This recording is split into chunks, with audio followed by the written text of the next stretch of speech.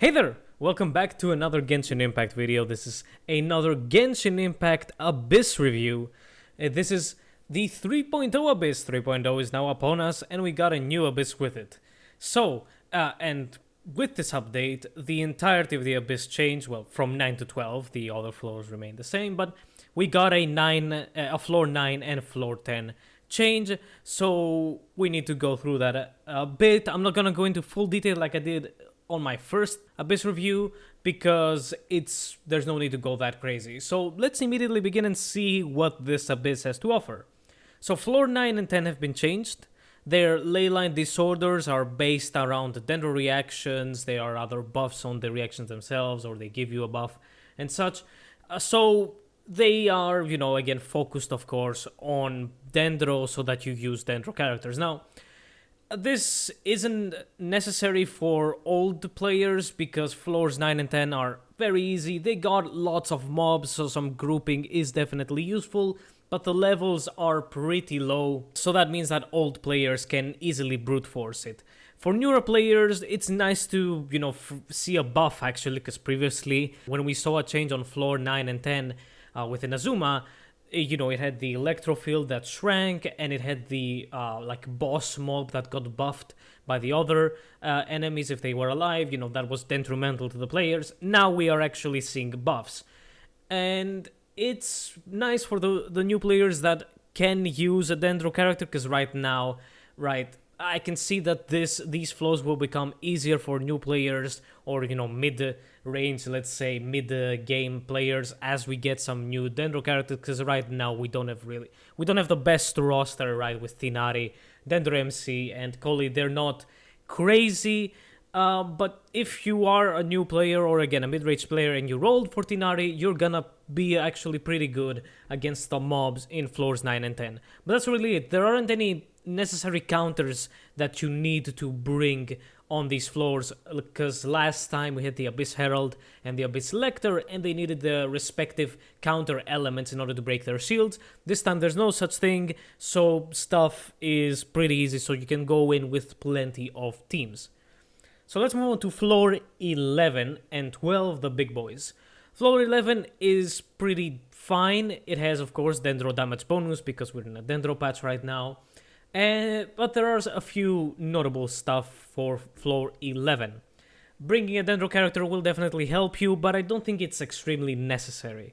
The first chamber is a protect the monolith. On the first half there are plenty of mobs, while on the second half of the protect the monolith, it's 3 Mita turtles with a shield and then 1 big lava turtle. So actually the second half, if you did kind of bad in the first half, you can actually be pretty fine for the second half, since it doesn't have that many enemies in it. So if you can pull the aggro of the lava turtle, you'll easily just not get any damage on the monolith itself.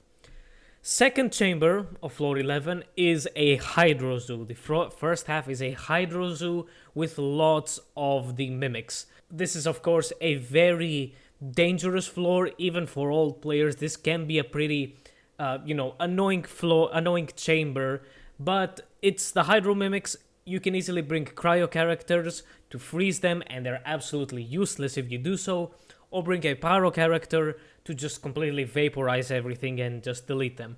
Electro can also work, while dendro is a bit not that crazy because bloom takes a while to, pop, so you might need to bring a electro character. Nevertheless, it is a chamber to be careful, because Hydro Mimics can actually delete you pretty fast. There's also the birds, which can be annoying if you don't have any characters that can actually shoot the birds down.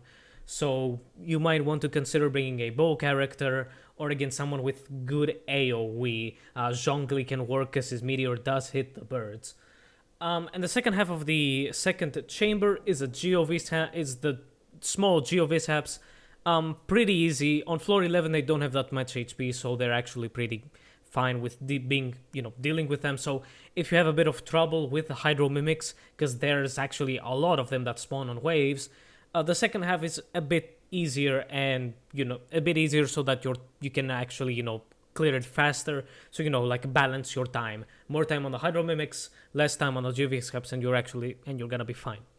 And then the last chamber for floor 11, The notable one is the Electro Regisvine on the second half.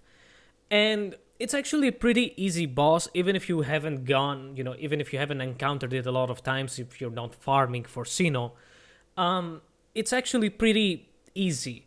The big thing is breaking its weak point, which does take a while. I haven't tested Cryo against it. I went with Pyro and Hydro, and the weak point did break kind of slowly, but once it breaks, this thing has no HP at all. It completely gets melted by everything.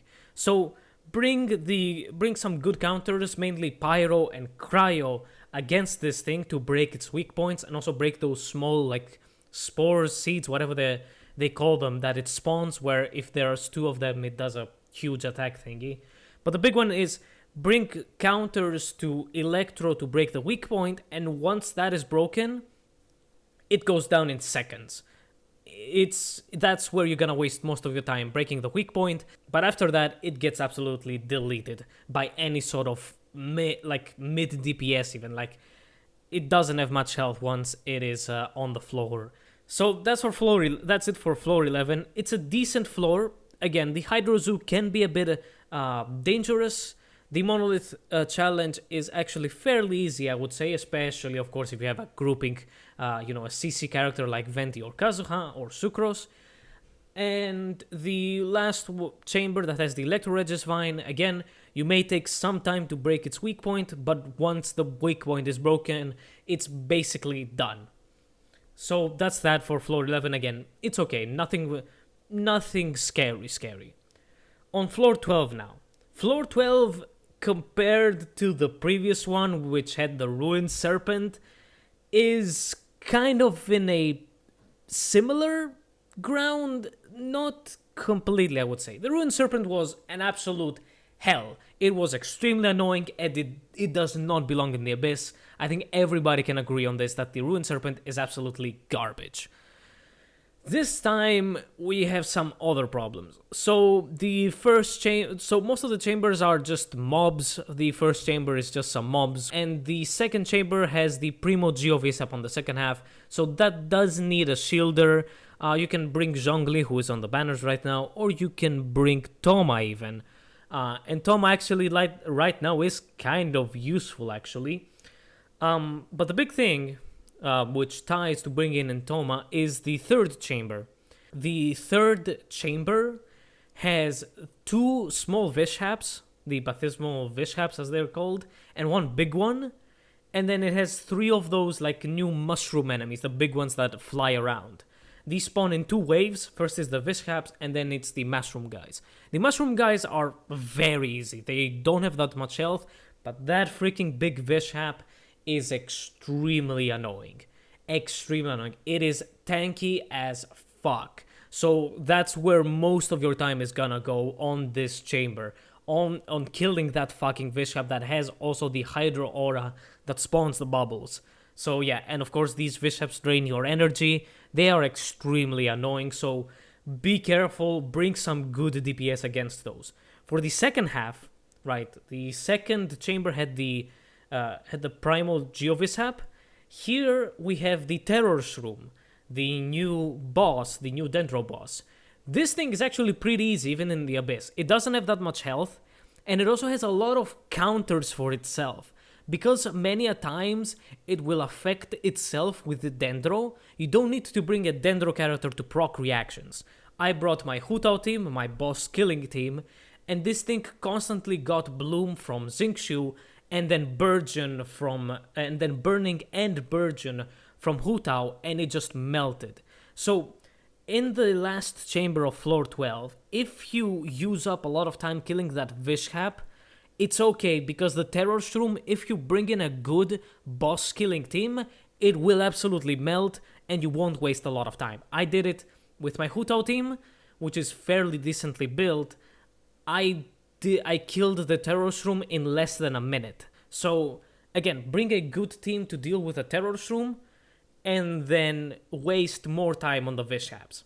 And you're gonna be still under 7 minutes. And this is where Toma ties in, right? If you don't want to roll for Zhongli, and maybe you have Toma, who is the second best shielder when it comes to shield HP, right? You can bring in Diona, of course, but, build a strong shield, because in the Primo Geovishap chamber, if your shield breaks while it's doing the shower attack, it won't, get the damage done to itself, which is the big thing about bringing a shielder on the Primo Geovishap. It's not about survivability, it's about dealing damage to itself with that shower attack it does, because it really shaves out a lot of its HP.